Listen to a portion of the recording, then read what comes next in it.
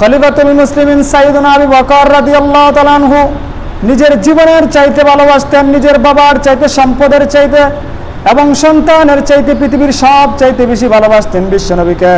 আবু বকর রাদিয়াল্লাহু তাআলা আনহুর ভালোবাসা কেমন ছিল? সাহাবায়ে কেরামের মধ্যে সবচাইতে উৎকৃষ্ট সাহাবী, সবচাইতে জলিলে কদর সাহাবীর নাম হলো হযরত আবু বকর রাদিয়াল্লাহু তাআলা আনহু। তিনি বিশ্বনবীকে কিরকম ভালোবাসতেন এর দৃষ্টান্ত কিতাবের মধ্যে অহরহ অগণিতভাবে পেশ করা হয়েছে। আল্লাহর হাবিব বিশ্বনবী আবু বকর রাদিয়াল্লাহু তাআলা আনহুকে বলছিলেন, ও আবু বকর, তুমি আমার সাথে কোনো একদিন হিজরতে যেতে হবে, অর্থাৎ তোমাকে আমি কোনো একদিন হিজরতের সাথে নিয়ে যাব। হিজরত করতে হবে মক্কা থেকে মদিনায়, তোমাকে আমার সাথে হিজরতের সঙ্গী বানাতে পারি। তিনি বলেন না আমি তোমাকেই নিব, বলছেন নিতে পারি, সিদ্ধান্ত দেন নাই। রাসূল করিম সাল্লাল্লাহু আলাইহি ওয়াসাল্লামের এই কথা শোনার পর আবু বকর রাদিয়াল্লাহু তাআলা আনহু একদিন দুই দিন নয় 6 মাস পর্যন্ত আবু বকর বিছানার মধ্যে তার পিঠটা লাগায় দেখেন নাই।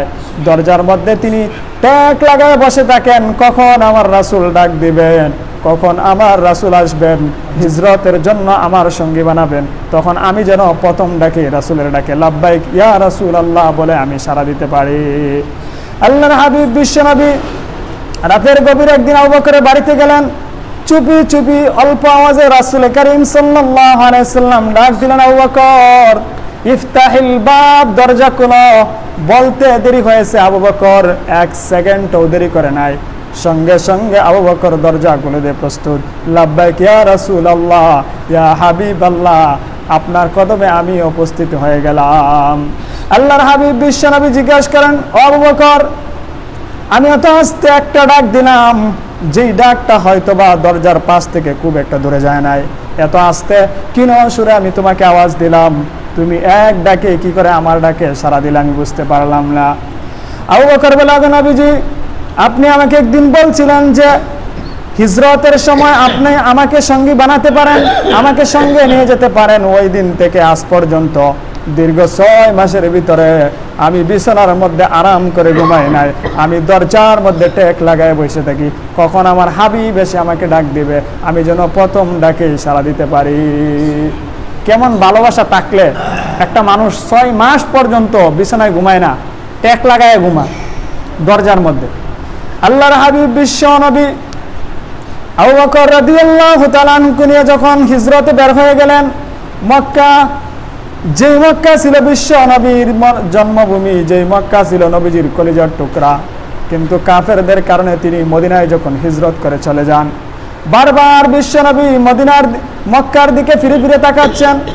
আবু বকর বিশ্ব নবীকে অনুসরণ করছেন, পিছন পিছন যখন হাঁটেন, রাসূল হঠাৎ পিছনের দিকে তাকায় দেখে আবু বকর একটা পা শেষরায় আসে। আবু বকরকে জিজ্ঞাসা করে, ও আবু বকর, তুমি কি ভয় পাচ্ছ?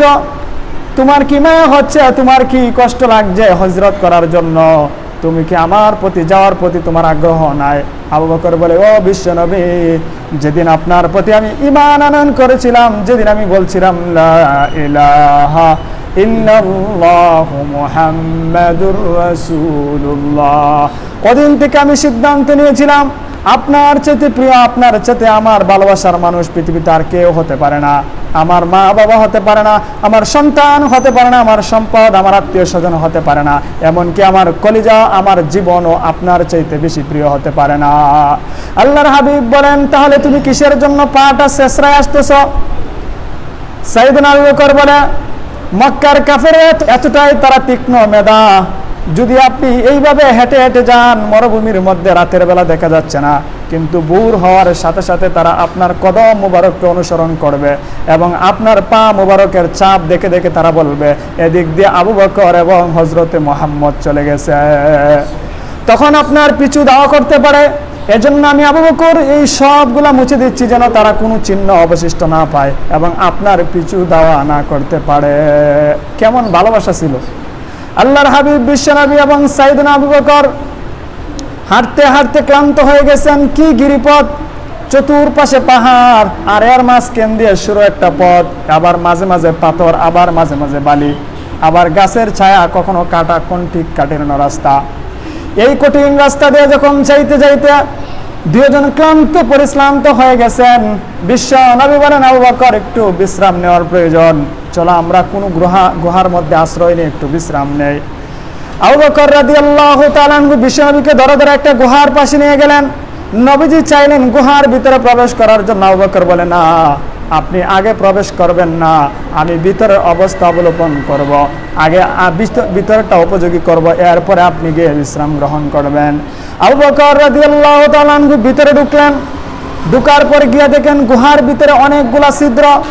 এই ছিদ্রগুলা দিয়ে কখনো বিষাক্ত প্রাণী আসতে পারে। তিনি তার পাগড়িটারে টুকরা টুকরা করলেন, টুকরা টুকরা করে প্রত্যেকটা ছিদ্রের মধ্যে তিনি পাগড়ির অংশটা ঢুকাই দিয়ে বন্ধ করে দিলেন। কিন্তু পাগড়ি শেষ হয়ে গেল, একটা ছিদ্র অবশিষ্ট বাকি আছে, এটা বন্ধ করতে পারে নাই। আবু বকর বিশ্বনবীকে ধরে ভিতরে নিলেন। তিনি সুন্দর মতো বসলেন এবং রানের মধ্যে বিশ্বনবীর মাথাটা দিয়ে রাখলেন এবং বললেন, ওগো নবীজি, আপনি একটু বিশ্রাম নাও। আর আবু বকরের একটা পায়ের বৃদ্ধাঙ্গুলি, একটা পায়ের অংশ ওই গর্তের ভিতরে ঢুকাই দিলেন, যেন কোনো বিষাক্ত প্রাণী বিশ্ব নবীকে এসে আঘাত না করতে পারে। আল্লাহর হাবিব বিশ্ব নবী এত ক্লান্ত ছিলেন, ক্ষুধার্ত অবস্থায়, তৃষ্ণার্ত অবস্থায় ছিলেন। যখন আবু বকরের রানে মাথা রাখলেন, সাথে সাথে তিনি ক্লান্ত অবস্থায় ঘুমিয়ে গেলেন। আর এদিকে একটা বিষাক্ত সাপ ওই ছিদ্রটা দিয়ে বারবার হযরত আবু বকর রাদিয়াল্লাহু তাআলা আনহুকে দংশন করছে। আবু বকর এই বিষাক্ত সাপের সুবলে, এই বিষাক্ত সাপের আঘাতে তার শরীর কম্পন শুরু হয়ে গেছে। পুরা শরীরের মধ্যে বিষের এমন তীক্ষ্ণ ব্যথা আরম্ভ হলো, তিনি সহ্য করতে পারতেছেন না। তার চোখ মুবারক দিয়ে টপ টপ করে পানি পড়ছে। কিন্তু বিশ্ব নবীকে সজাগ করেন না, কারণ যদি তিনি ডাক দেন তাহলে কষ্ট হবে। আল্লাহর হাবিব বিশ্ব নবী পরিশ্রম করে ক্লান্ত অবস্থায় আছে, একটু বিশ্রাম নিতেছেন। যদি নবীজিকে ডাক দেয় তাহলে ঘুমের মধ্যে ব্যাঘাত ঘটবে। কেমন ভালোবাসা ছিল! আবু বকর রাদিয়াল্লাহু তাআলা আনহু এই অবস্থায় তিনিও কিন্তু ক্লান্ত ছিলেন, চূড়ান্ত পর্যায়ে ক্লান্ত ছিলেন। এরপরও নবীজির একটু বিশ্রামের জন্য নিজের ক্লান্তিকে ক্লান্তি মনে করলেন না। নবীজিকে নিজের রানের মধ্যে মাথাটা দিয়ে তিনি বসে আছেন, আর ওইদিকে সাপে দংশন করতেছে। সাপের দংশন যখন অতিমাত্রায় হয়ে গেল, আবু বকরের চোখের পানিগুলো টপ টপ করে পড়তে পড়তে নবীজির চেহারা মোবারকে এক ফোঁটা পানি পড়ে গেল। আল্লাহর হাবিব বিশ্ব নবী যখন তিনি সজাগ হয়ে গেলেন, সজাগ হয়ে দেখে আবু বকরের অবস্থা পুরো চেহারা লাল হয়ে গেছে। তিনি বলেন, ও আবু বকর, তোমার কি হয়েছে? আবু বকর রাদিয়াল্লাহু তাআলা আনহু, নবীজি, একটা ছিদ্র ছিল, ওইখানে আমি বন্ধ করে আটক করে রেখে দিয়েছিলাম, কিন্তু একটা সাপ আমাকে বারবার দংশন করতেছে। এই জন্য আমি এই জায়গায় যখন আটকে রাখলাম, আমার এত বেশি ব্যথা আমি সহ্য করতে পারতেছি না। আল্লাহর হাবিব বলেন, ও আবু বকর, যখন তোমার এত কষ্ট হচ্ছিল তুমি কেন আমাকে ডাক দিলে না? আবু বকর বলে, আগে নবীজি, আপনি শ্রান্ত অবস্থায় আছেন, একটু মাত্র ঘুমালেন, আপনার ডাক দিলে আপনার ঘুমের সমস্যা হবে, এজন্য আমি আবু বকর এটা পছন্দ করি না, আমি জীবিত থাকতে আপনাকে আমি কষ্ট দিব। আল্লাহর হাবিব বিশ্ব নবী মুখের লালা মুবারক আবু বকরের যেই স্থানে কামড় দিয়েছিল লাগিয়ে দিলেন। সাথে সাথে আবু বকরের কাটা আবু বকরের জায়গায় দংশনকৃত জায়গা সঙ্গে সঙ্গে ভালো হয়ে গেল, ব্যথা মিনিশেই যেন নাই হয়ে গেল। যেই ব্যথা মৃত্যুর যন্ত্রণার মতো ছিল, এত তীক্ষ্ণ পাওয়ারফুল ব্যথা, রাসূলের অল্পখানি লালার বরকতে সাথে সাথে পানি হয়ে গেছে। আল্লাহর হাবিব বিশ্বনবী বলেন, ছাড়ো, কে এমন প্রাণী যেটা আপনাকে বারবার দংশন করছে? আবু বকর যেই মাত্র পা সরালেন, অমনি বিশাল বড় একটা সাপ গর্তের ভিতর থেকে বের হয়ে রাসূল সাল্লাল্লাহু আলাইহি সাল্লামকে সালাম দিলেন। আসসালামু আলাইকা ইয়া রাসূলুল্লাহ, ইয়া হাবিবাল্লাহ বলে রাসূলকে সালাম দিলেন। আল্লাহ রাব্বুল আলামিন রাহমাতাল লিল আলামিনকে পৃথিবীতে প্রেরণ করেছিলেন, সকল প্রাণীর ভাষা বুঝতেন, সব কিছুর অনুগ্রহ, সব কিছুর আকুতি মেনতি বিশ্ব নবী বুঝতেন। যখনই সাপ সালাম দিলেন তখনই বললেন, ও সাপ, তুমি কোন কারণে আমার আবু বকরকে দংশন করলা? সাপ বলে, ওগো রাসূল, আমি 100 বছর আগে তাওরাতে শুনছিলাম, যখন আপনি মক্কা থেকে মদিনায় হিজরত করবেন তখন এই গুহার ভিতরে আপনি আশ্রয় নেবেন। আমি ওই সময় থেকে নিয়ে এই পর্যন্ত খেয়ে না খেয়ে আমি এই গুহার ভিতরে ছিলাম, হাজার হাজার অগণিত ছিদ্র করে রেখে দিয়েছিলাম, কখন আমার হাবিব আসবে আর তার সাথে আমি সাক্ষাৎ করব। কিন্তু আবু বকর প্রত্যেকটা ছিদ্র বন্ধ করে দিয়েছে, আমি কিছুতেই আপনার সাথে সাক্ষাৎ করতে পারতেছি না। যদিও একটা ছিদ্র খোলা ছিল, কিন্তু আবু বকর তার পা ঢুকিয়ে রাখার কারণে আমি আপনার সাথে সাক্ষাৎ করতে পারি নাই। আমি আমার ভিতরের বেদনাটা, আমি আমার ভিতরের আকুতিটা প্রকাশ করার জন্য অতি উৎসাহিত হয়ে আমি আবু বকরের গায়ে আমি আঘাত করলাম। আল্লাহর হাবিব বিশ্বনবীর প্রতি কত ভালোবাসা ছিল আবু বকরের। শুধু আবু বকর বিশ্বনবীকে ভালোবাসতেন এমন নয়, যত সাহাবা ছিল, অগণিত সাহাবা, সব সাহাবা নিজের জীবনের চাইতে বেশি রাসূলকে ভালোবাসতেন। উহুদ যুদ্ধের মধ্যে পাওয়া যায়, যখন যুদ্ধের অবস্থায় একটু অগোচর হয়ে গেল, আল্লাহর রাসূল বিশ্ব নবীকে লক্ষ্য করে কাফেররা যখন তীর মারতে শুরু করে দিল, বৃষ্টির মতন যখন তীর আসতে শুরু করলো, সাহাবায়ে কেরামের 10 জন সাহাবায়ে কেরাম এমন নামি দামি 10 জন সাহাবায়ে কেরাম নিজের জীবনকে বাজি রেখে ডাল স্বরূপ বিশ্ব নবীর চতুর্পাশে দাঁড়ায় গেল। এই 10 জন সাহাবীর মধ্যে একজন সাহাবী ছিলেন কাতাদা রাদিয়াল্লাহু তাআলা আনহু। তিনি যখন বিশ্ব নবীর সামনে দাঁড়ায় গেলেন, আর যখন কাফেররা বিশ্ব নবীকে উদ্দেশ্য করে বারবার তীর মারতেছেন বৃষ্টির মতো, হযরতে কাতাদা রাদিয়াল্লাহু তাআলা আনহুর শরীরে এত বেশি তীর নিক্ষিপ্ত হয়েছে, কাতাদার 2টা চোখ গন্ড দেশে এভাবে ঝুলে গেছে, এত বেশি আঘাত প্রাপ্ত হয়েছে। হযরতে কাতাদা বলেন, আমার জীবন যাই তো যাক, কোনো আপত্তি নাই, আমার জীবনের চাইতে বেশি আমার রাসূলকে ভালোবাসি।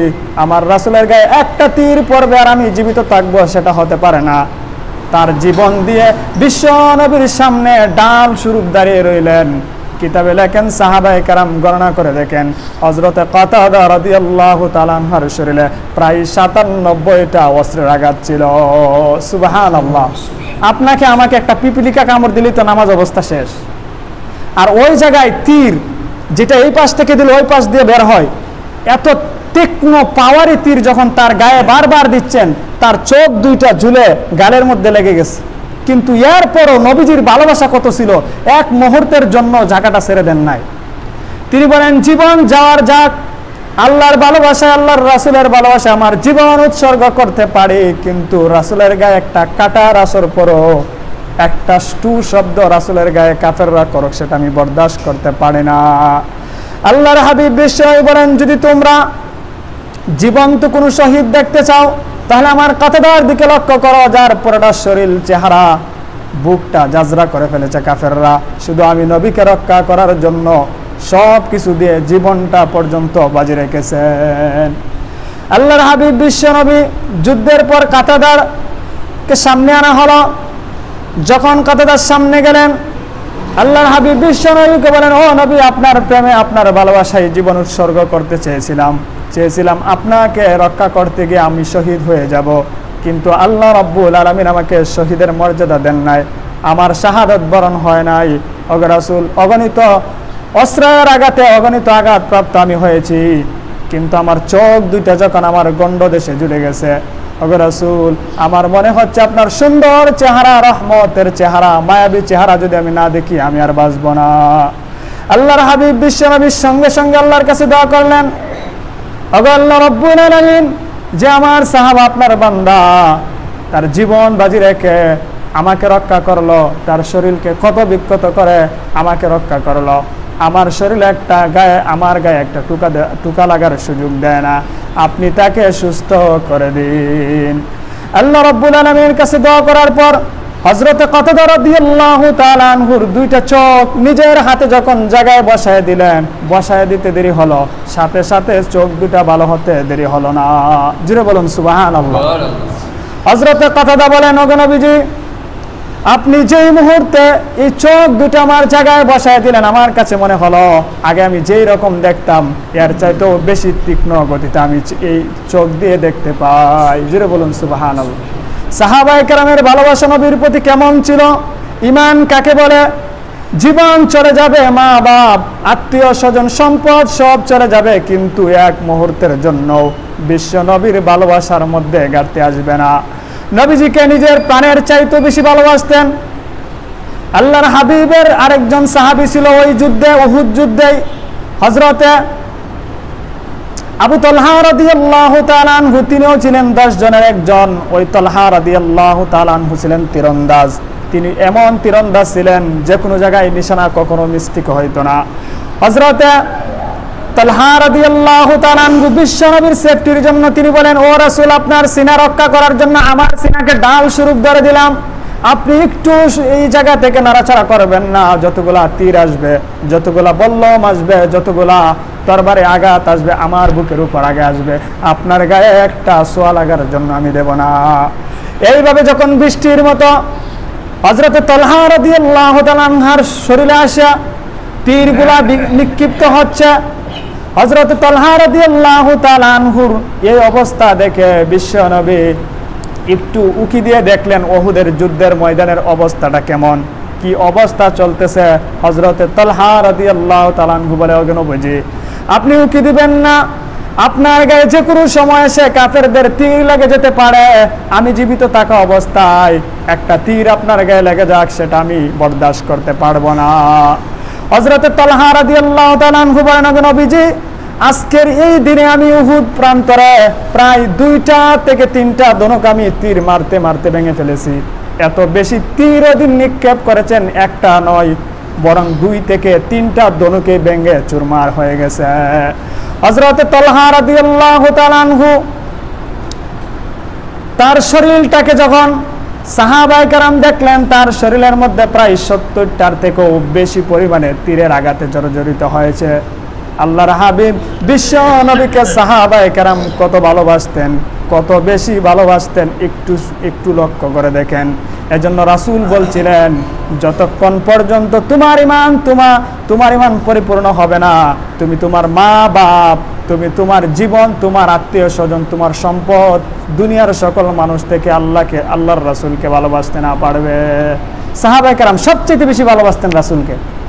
এখন প্রশ্ন করবেন, শুধু পুরুষ সাহাবাই মনে হয় রাসূলকে বেশি ভালোবাসতো, নারী সাহাবারা মনে হয় রাসূলকে জীবনের চাইতে বেশি ভালোবাসতো না, তিনি তার জীবন, সন্তান, পিতা মাতার চাইতে মনে হয় রাসূলকে বেশি ভালোবাসতো না। বিষয়টা এমন নয়। আল্লাহর রাসূলকে যেইভাবে পুরুষ সাহাবারা ভালোবাসতো, এইভাবে নারী সাহাবারাও ভালোবাসতো।